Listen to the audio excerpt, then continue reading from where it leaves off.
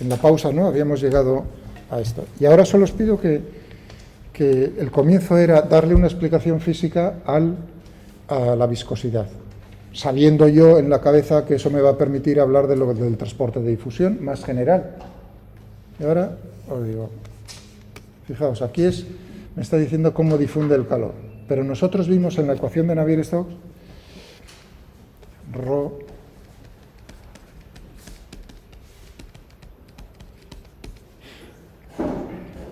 por ejemplo, ahora otra pregunta. Imaginaos, doy el campo de velocidades. ¿Cuál es el término de advección, convección en ese cambio? Pues habría que hacer esta operación, ¿no? Que lo puse. Ya me estáis buscando en los apuntes o donde sea, en el libro, lo tenéis también. ¿Cómo hacer? Vale, eso me está recordando. Teníamos aquí el ρ, perdón, que tenía aquí un ρ. Agrupándolo. Y teníamos aquí menos el gradiente de presión, más, por ejemplo, ρ por G aparente o lo que sea, y ahora teníamos el término aquí, todo esto. Yo diría que si uno ve esto, le da una explicación, es decir, pues ¿cómo entra la viscosidad en un fluido? ¿Cuál es el papel? Difusión de... Fijaos que aquí lo que tengo aquí es momento lineal por unidad de volumen, o sea, difusión del momento lineal.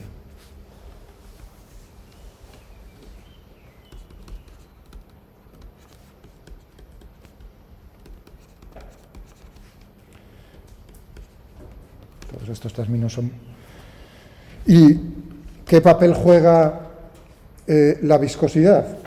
Pues qué bien difunde. Que no difunde bien el momento lineal, pues entonces ya está dicho todo. Vale, no hay rozamiento. Muy bien. Genial. Que fijaos, ya hemos visto conservación de masa a lo largo de los días, ¿no? Conservación de masa. Hemos visto conservación del momento lineal. Hemos visto conservación de la energía incompresible. Cuidado, esa otra. Lo que he puesto es muy sencillo para el caso incompresible. Y podemos, lo que dije antes, oye, pero a mí en mecánica de fluidos siempre me han puesto como una ecuación, digamos, fundamental, la ecuación de Bernoulli. Pues vamos a ver, ¿de dónde sale la ecuación de Bernoulli?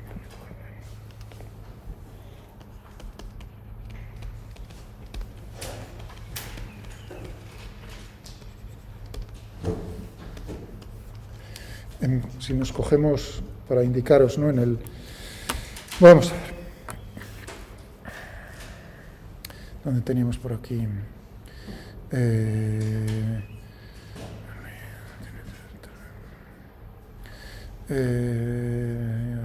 Sí, aquí, en el capítulo 8, no sé si lo tenía ahí delante. Cuidado, en el capítulo 8, de forma sencilla, que también, sencilla, digamos, cogiendo un tubo de corriente. Pero lo tenemos también de manera más general. A ver, ¿dónde lo teníamos por aquí? Aquí, hombre. Ecuación de Euler. Deducción de la ecuación de Euler. Pues vamos a por ello. Nos vamos a apoyar, si queréis, lo hago primero de esa manera. La del capítulo 11.1162, que como veis está englobado dentro de lo que se llama ecuación de Bernoulli. Y ahora recordaré, cité lo que era la ecuación de Bernoulli, ¿no? Perdón, la ecuación de Bernoulli. La ecuación de Euler. ¿A qué me refería cuando la cité a la ecuación de Euler? ¿Qué capítulo era? 11. Ecuaciones que gobiernan el comportamiento de la dinámica de... Pero que también lo tenéis en el 8, ¿eh? O sea que, digamos, de manera... Comentaré luego un poco, recordando lo que os habrán hecho. Es ahí en el capítulo 8 y ahora viene... ¿De dónde ¿De dónde sale? De todas estas ecuaciones tan raras que estás poniendo, Miguel. Entonces, ¿de dónde sale? De la ecuación de Euler. La pregunta es, ¿y eso qué era? ¿Alguien me puede ayudar en la ecuación de Euler? ¿Era cuando? Era un fluido ideal, un flujo ideal.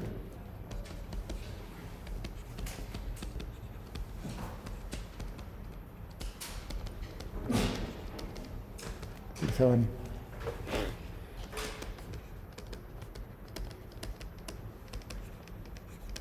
sin viscosidad. O bien, imaginaos, hombre, no hay ningún fluido, vamos a ver, no hay ningún fluido que no sea real. Bueno, ahí me he grabado, bueno, perdonadme, sí hay. Helio 3, líquido, a una temperatura cercana al cero. Es decir, ya dentro del comportamiento cuántico, ahí tengo un fluido ideal. Pero fijaos que me he tenido que ir. Es decir, que tengo un fluido, en la naturaleza existen fluidos en los cuales la viscosidad es cero. Lo mismo, si estáis pensando, antes dije el electromagnetismo, ¿no? Corrientes. Claro, uno dice, hombre, no hay nada que no tenga resistencia a la corriente eléctrica. Claro, si dices, ahí metes la pata, porque tienes los superconductores, en los cuales, si bajas la temperatura hasta un cierto punto, su resistencia es estrictamente cero. Por cierto, eso es un cambio de fase, lo que se pronuncia. Esos son cambios de fase que llamo yo cambios de fase bonitos. No son los cambios de fase, por ejemplo, bueno, en ese cambio de fase lo que se produce es un cambio también en el estado magnético del material. Tiene que ver con el magnetismo, el electromagnetismo de ese material, el comportamiento. Esos son muy bonitos. Bueno, tú bajas la temperatura y de repente, ¡clonk! ¡Ostras! Un escalón. Clásicamente tendrías que seguir teniendo una resistencia y se hace cero. ¿Importancia ingenieril? Pues hombre, que no. Si vais a haceros una resonancia magnética a los pi, pues seguro que ahí pensad en el helio líquido que están utilizando para enfriar las bobinas que están creando el campo magnético necesario para que os hagan la resonancia magnética. Se necesita unas intensidades de corriente que no haya resistencia, entonces lo tienes que enfriar. O, por ejemplo, en los aceleradores de partículas, en el CERN, utilizan helio.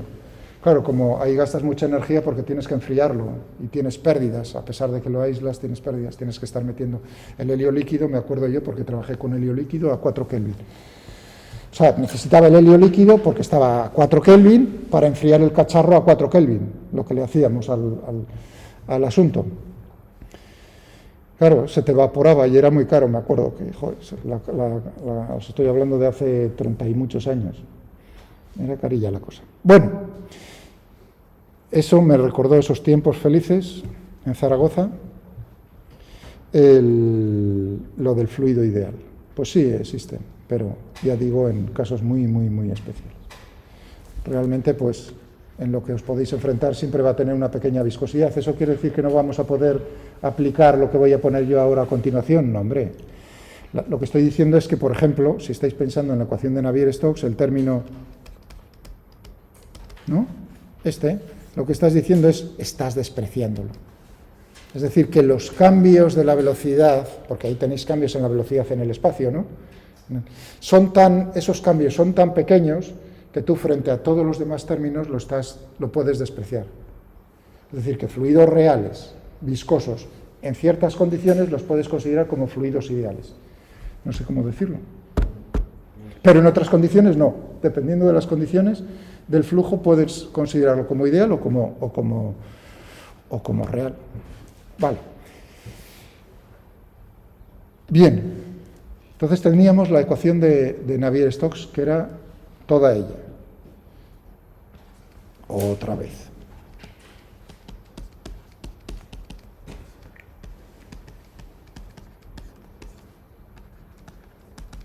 Teníamos menos el gradiente de presión, G aparente o lo que sea, y teníamos aquí este trasto. Como estoy diciendo que esto es ideal, este término, fuera. Es decir, que lo que tenemos es la siguiente ecuación.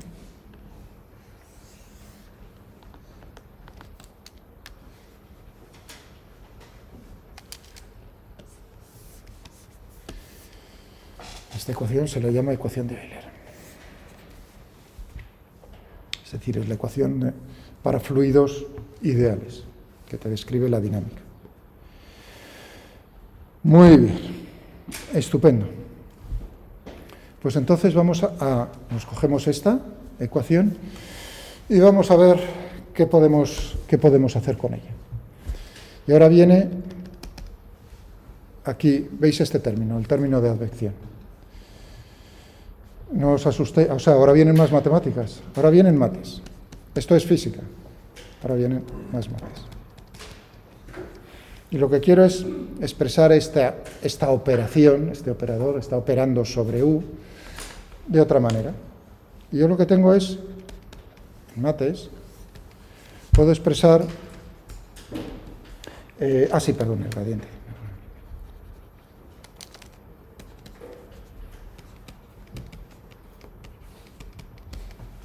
Fijaos que esto es un medio del gradiente de la velocidad al cuadrado.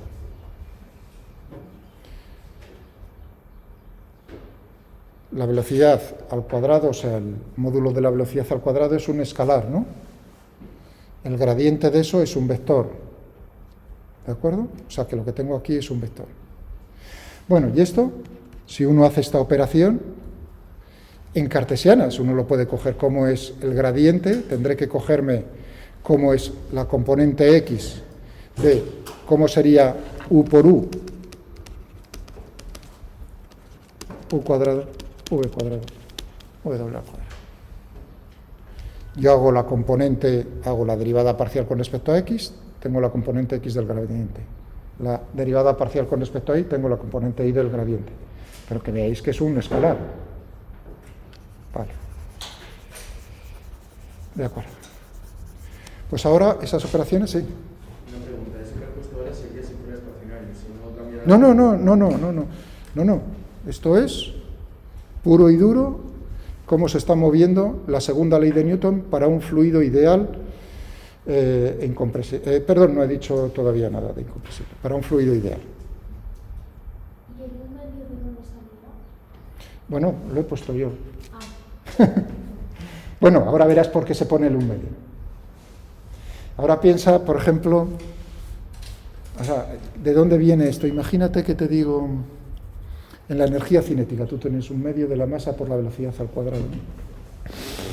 Tú puedes hacer, ¿no?, la derivada con respecto a t, o sea, un apartado aquí, ¿no? Imagínate, y tienes un medio, la masa, olvídate, un medio de la velocidad al cuadrado. Estamos en cinemático, pues uno diría, tienes aquí un medio, ¿no?, de la derivada con respecto a t de v al cuadrado. Un medio, y ahora tendrás 2 veces v por la derivada de v con respecto a t, que es la aceleración. Bueno, es una operación, entonces lo que voy a hacer es una operación similar a lo que he hecho yo ahora aquí. Que claro, por aquí me está saliendo la aceleración, o sea que tendrá algo que ver con lo que tengo por ahí arriba. Ese es el origen de por qué me he cogido eso.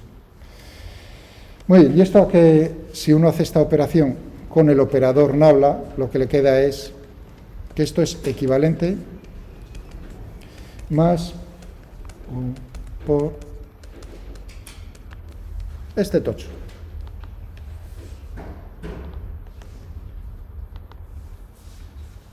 Con el 1 medio. Eso que puse antes, si uno hace las derivadas, porque aquí son derivadas espaciales, ¿no?, lo que tenemos por ahí, el nabla.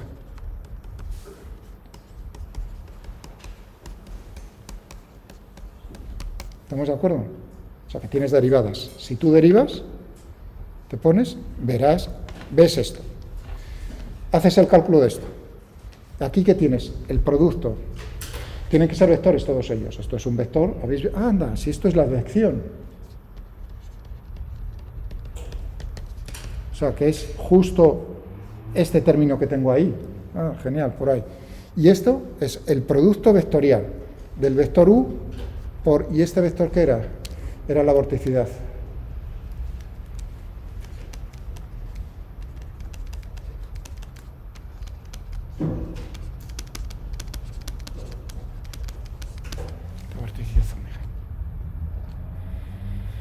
Vale. ¿Esto qué me lo dice? Pues es operar, es hacer derivadas. Fijaos que sería como decir, tengo el producto de dos términos.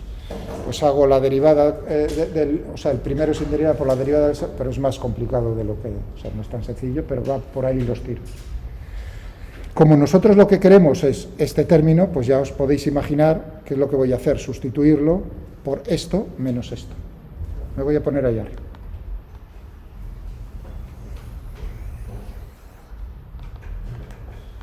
Es decir, que tendremos, voy a ponerlo si queréis en otro color, tendré ρ, la derivada de u con respecto a t, más, y ahora todo esto, más ρ, si queréis ρ ya lo paso dividiendo aquí, lo voy a pasar dividiendo ahí, tendré un medio, quita esto, del gradiente, por u, menos u.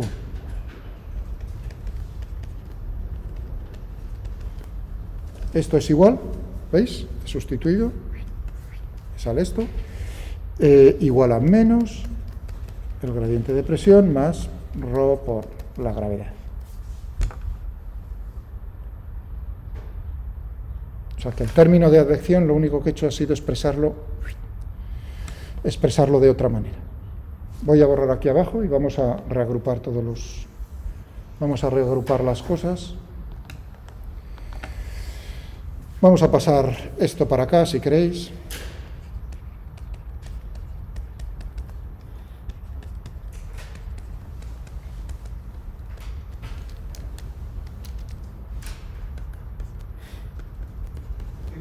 Ah, sí, y ro, no, antes.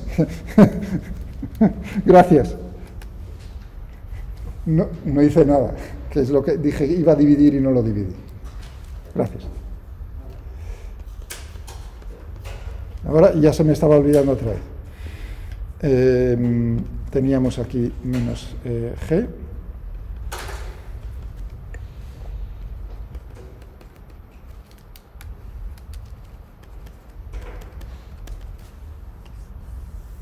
O sea que la ecuación de Euler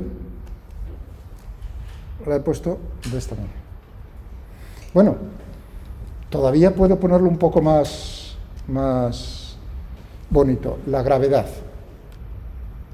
Claro, uno dice el campo gravitatorio G.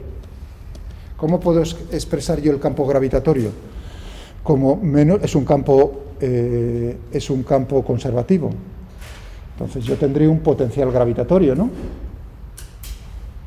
La aceleración de la gravedad va a ser menos el gradiente del potencial gravitatorio. ¿Cómo llamo al potencial gravitatorio? Yo tengo una manía en el Sonesi, que no me sale, utiliza la letra psi. Yo voy a utilizar phi. La uso muchas veces. Entonces tendré que, esto es, aquí lo que estoy expresando es la aceleración de la gravedad, el campo gravitatorio,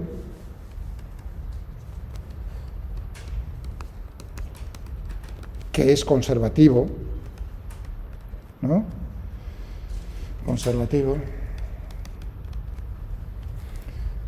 Lo puedo expresar como menos el gradiente del potencial.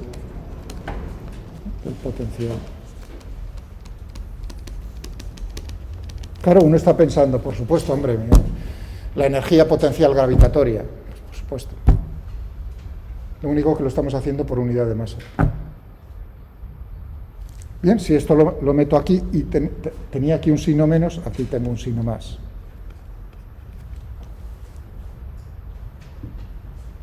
Ahí no he hecho nada especial, nada más que considerar cómo es la gravedad. Sigamos.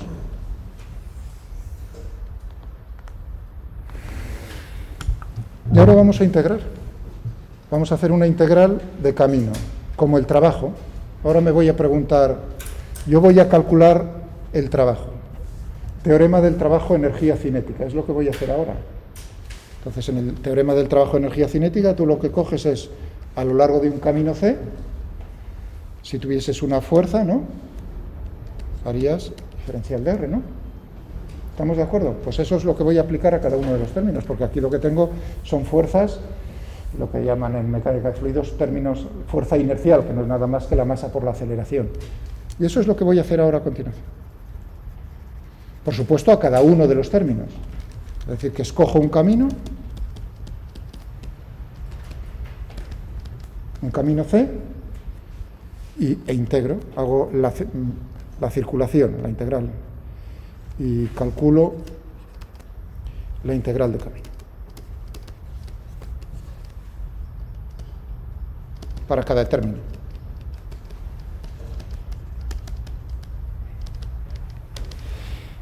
Tendré el primero.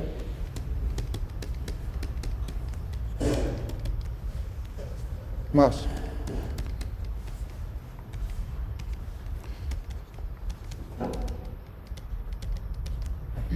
Si queréis todo esto lo meto en el mismo.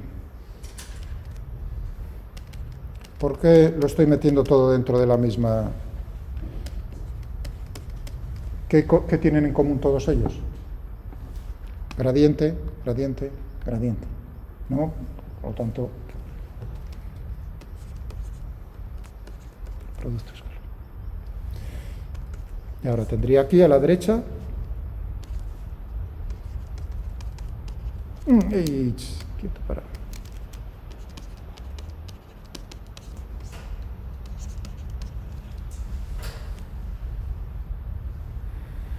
Y ahora vamos a empezar a hacer, hasta ahí he dicho cualquier camino, y ahora hay que empezar a talar suposiciones, porque esta es, de aquí van a salir todas las ecuaciones de Bernoulli que hay habidas, porque hay varias variantes.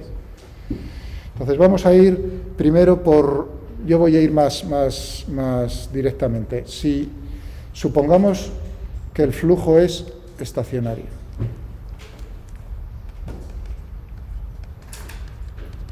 Al final yo no sabía si diferencial de R, ¿verdad? Sí, esto es por diferencial. Perdón, por diferencial de R, sí. Sí, perdón. Es, bueno, la grabación que... Sí. Pone y calculo la integral de camino. Y calculo la integral de camino para cada término. O sea, yo digo, voy a hacer la integral de camino de todo el tocho ese. Puedo separarlo, son suma de términos, ¿no? Bien, y ahora es donde vamos a empezar a decir, primero, si el flujo es estacionario, ¿qué término de esos es cero? La aceleración. Bueno, aceleración, ahí hay aceleraciones por muchos sitios. El primer término. Claro, si es estacionario, quiere decir que U, que depende no depende, por lo tanto, la derivada parcial con respecto al tiempo, pues nada, primera cosa, que no se nos olvide, si el flujo es estacionario, me trinco el primer término.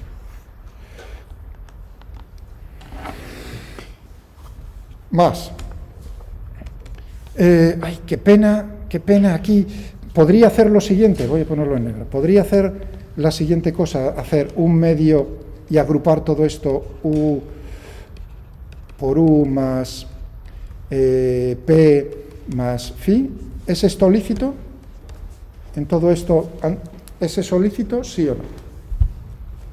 ¿Y el rho? Bueno, perdón, en ¿dónde había, el rho lo había puesto? Sí, espera un momento.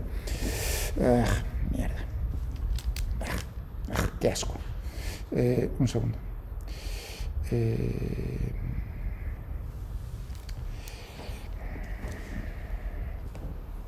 A ver, ¿cómo te lo saco yo aquí el rho?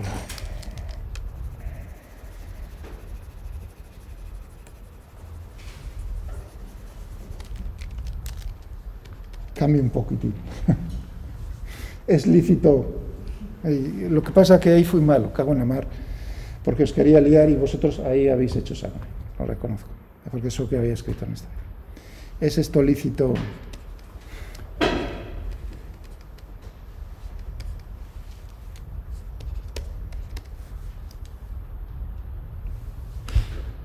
Meterlo dentro del gradiente. La necesidad de solución. Efectivamente. Eso solo es cierto, más, siguiente caso, densidad uniforme. Que la densidad sea uniforme, también, o sea, fijaos, la ecuación de Euler, la ecuación de Navier-Stokes que cogíamos, la ecuación de Euler era para fluidos incompresibles.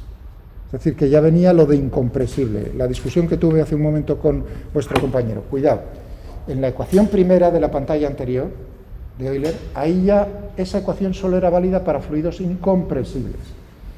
Anda, y entonces uno se preguntaría, pero si ya lo tenías en cuenta, no necesitas decírmelo aquí, ¿no? Y esa es la discusión. Cuidado, que el fluido sea incompresible no significa que la densidad sea uniforme. Si la densidad es uniforme, es incompresible, pero si es incompresible no quiere decir que sea uniforme.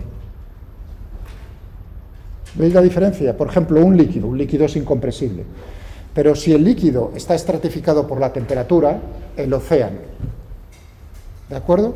¿Es incompresible? Joder, claro que es incompresible. ¿Pero la densidad es uniforme? Por supuesto que no. Ahí está la cuestión. No confundáis. Si la densidad es uniforme, entonces es incompresible, ¿de acuerdo? Pero si es incompresible, no implica que la densidad en el fluido sea uniforme. Aquí entonces hemos aplicado el todavía más fuerte.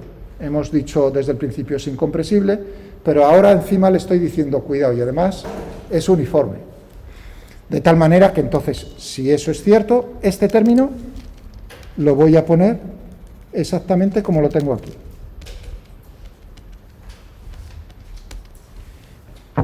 He metido ρ dentro. Claro, al derivar no va a hacer nada. Genial. Entonces ya ahora sí puedo agruparlo.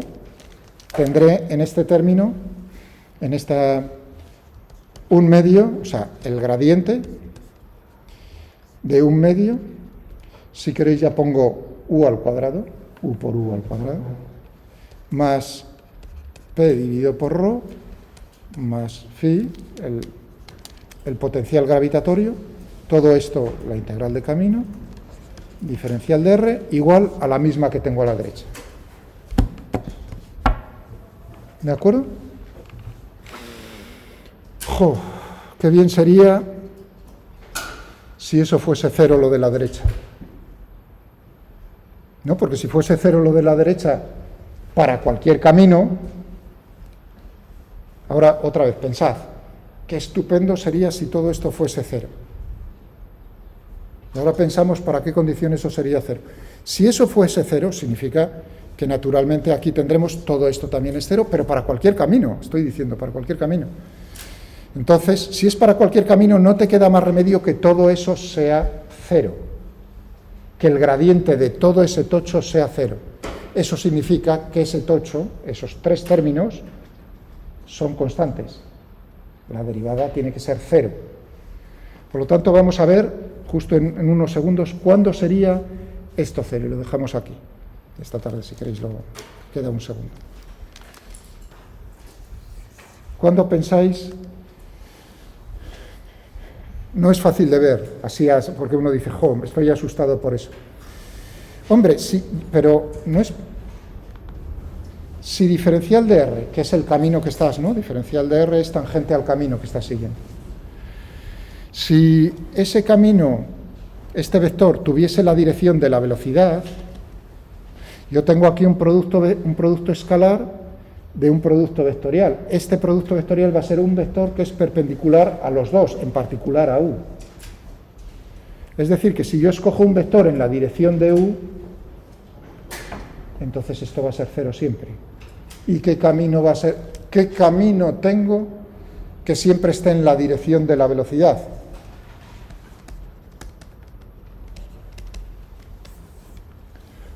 Una línea de corriente.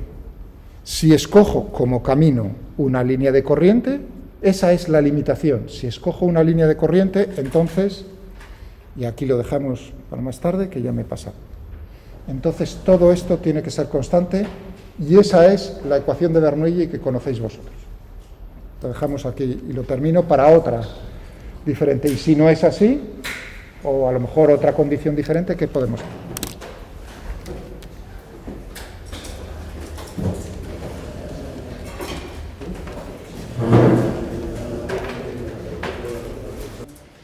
Justo tratando la ecuación de Bernoulli y la deducción, y habíamos llegado, ¿no?, partiendo de la ecuación de Euler, o sea, la segunda ley de Newton, para un fluido ideal e incompresible. ¿De acuerdo? Habíamos hecho una transformación al término de advección, que es equivalente, y llegábamos a esta expresión. Hacíamos la integral de camino, a lo largo de un camino, el que fuese, y escogíamos un camino en particular cuando habíamos llegado aquí. Así, habíamos aplicado también la condición de que la densidad fuese uniforme. De tal manera que si el camino era una streamline, este término, ¿lo entendisteis bien? Era lo último, creo, si no me equivoco. Porque este vector tiene la dirección de la velocidad, por lo tanto, al estar multiplicado escalarmente por un vector que es perpendicular a la velocidad, porque es un producto vectorial de estos dos, y este contiene la velocidad, eso es cero, y llegábamos pues a que el término de la derecha era cero para cualquier camino de ahora.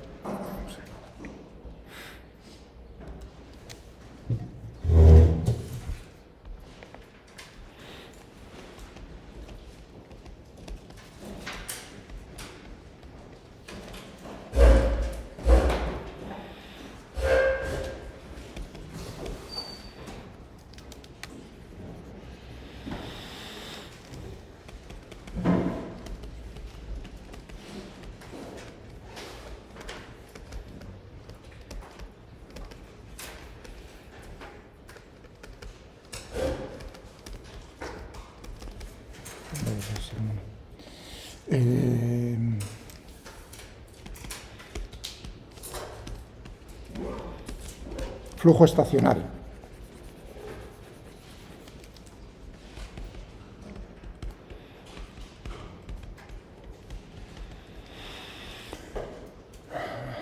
Densidad uniforme.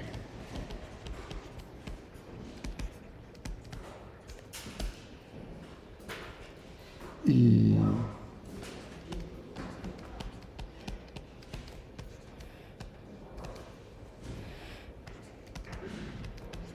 una línea de corriente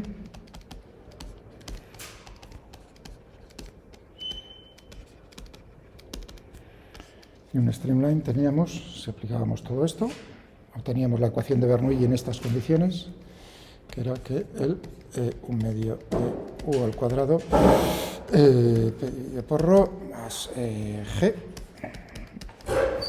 igual a 0, es decir, si multiplicamos todo por rho más g es constante y lo multiplicamos todo por la densidad 1/2 de rho u cuadrado p más rho por g es constante a lo largo de una línea de corriente. O sea que lo importante es que esa constante es una constante diferente para cada línea de corriente. ¿Entendido? O sea, que es constante en la línea de corriente. Cojo otra línea de corriente y entonces es otra constante. Es decir, que vamos a ver cómo lo puedo expresar. Me relaciona dos puntos, no cualesquiera del espacio, sino dos puntos que están sobre la misma línea de corriente en estas condiciones que he enumerado. Pero hay otra versión. O sea, uno puede tener varias versiones de lo mismo. Imaginaos una todavía más fuerte. Voy a coger otra vez el vídeo y así no necesito, ¿no?, de esta mañana. Esta expresión es de la que partíamos justo antes de hacer la integral de camino. Claro, nosotros hemos buscado un camino para que eso fuese cero, pero a lo mejor el flujo es ya en unas condiciones de tal manera que eso sea siempre cero. ¿Para qué tipo de flujo todo esto va a ser cero? Hombre, si es irrotacional, esto era la vorticidad. que sea irrotacional quiere decir que la vorticidad en todos los puntos es cero. Por lo tanto, en ese caso,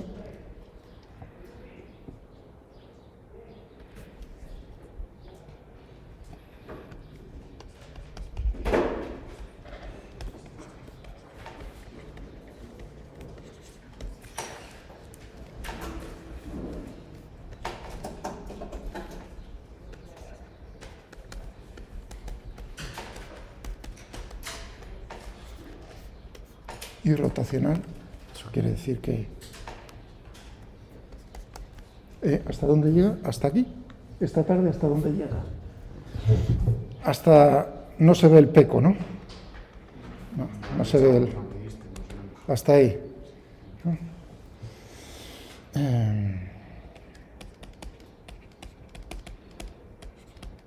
Yo creo que, no lo pregunto porque yo me da la impresión de que de día a día es un poco diferente. ¿Hasta dónde llega? Pero bueno, vorticidad nula. En todo el espacio, vorticidad nula. ¿Te pones justo después de la flecha? ¿Perdón? ¿Dónde pone? Aquí. Justo después de la flecha. Vorticidad nula, aquí, abajo. Ahí. Vorticidad.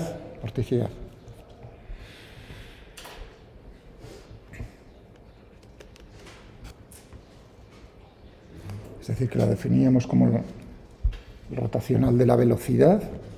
Entonces, si esto es, en este caso, está diciendo que sea cero, el término que teníamos aquí, a la derecha, es siempre cero. Si además le estamos añadiendo la misma condición, o sea, partimos de que es ideal, de que es incompresible, de que es estacionario, o sea, que este término es cero, que es irrotacional, es cero, que la densidad es uniforme, entonces nos queda, por cierto, esto lo podemos dar,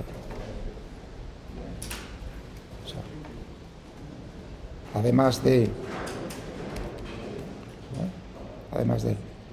fluido, ideal, incompresible, situación estacionario. Y densidad uniforme.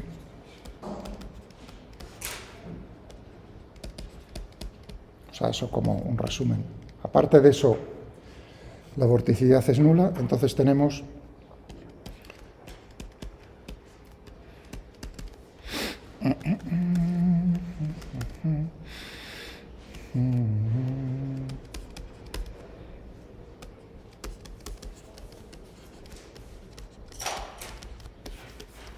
en todo el espacio. Quiere decir que todavía es más fuerte, te relaciona, por supuesto, es constante, es nula. Es igual a cero, es decir, que medio de rho u cuadrado más p más rho g es constante, y esa constante es la misma para todo el espacio. Es decir, que esto ya me relaciona cualquier par de puntos en el espacio. No que estén en la misma línea de corriente, sino que ahora pueden estar en diferentes líneas de corriente, pero la constante es la misma para todas ellas. ¿Se ha entendido eso? Esta es, digamos, la versión a la que estáis acostumbrados. O sea, la versión fuerte que se enseña en asignaturas básicas, ¿no? Es esta. Pero fijaos, no nos dicen todo lo que hay por detrás, que es bastante. Por ejemplo, lo de irrotacional no te lo dicen, y es importante. Pues mucho cuidado con eso. Importante. La misma para todo el espacio. La misma. Esto te estás refiriendo a lo que por la mañana estaba al otro lado. Aquí, igual. mira, aquí lo tienes, Laura.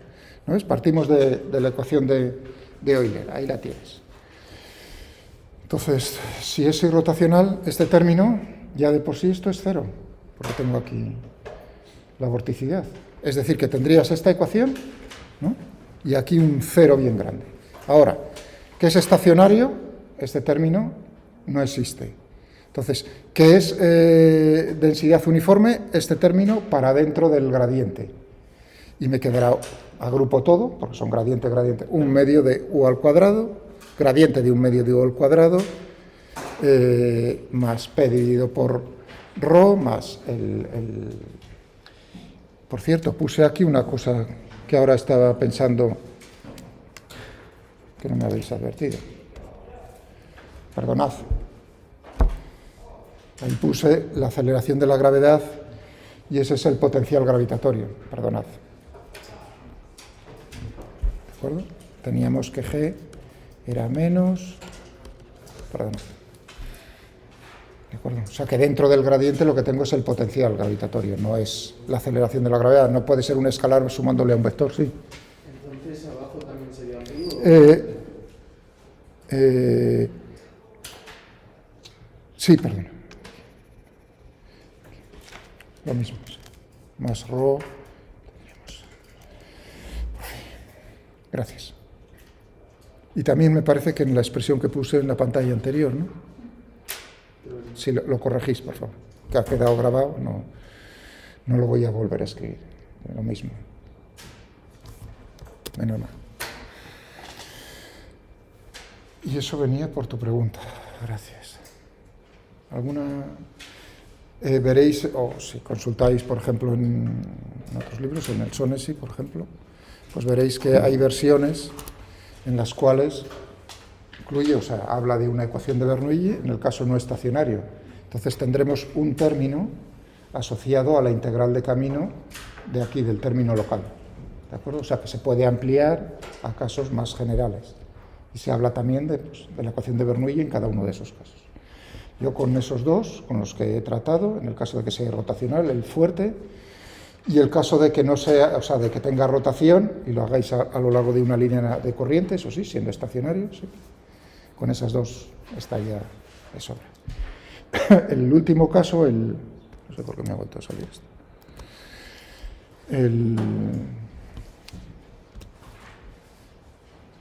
Lo tenéis en el capítulo, ¿no?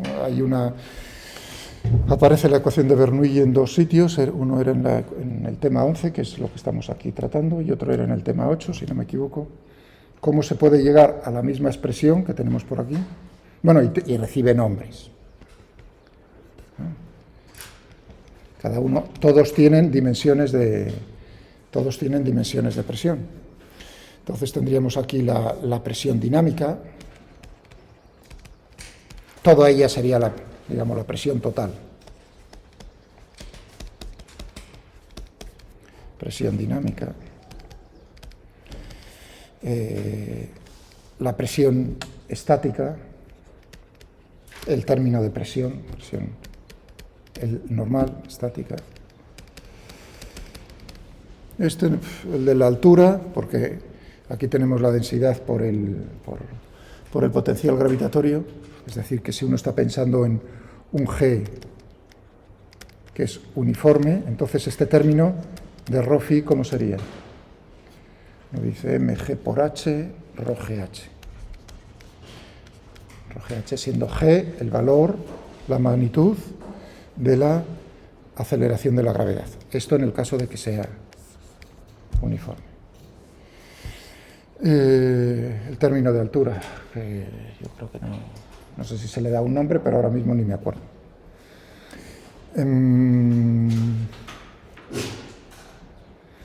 Vale, genial. Sí, estaba diciendo. Una manera de deducción, como viene en el capítulo 8. Si nos fijamos en un tubo de corriente, no lo voy a hacer, simplemente indicarlo. Tubo de corriente, porque esto yo creo que sí lo habéis visto. Tubo de corriente.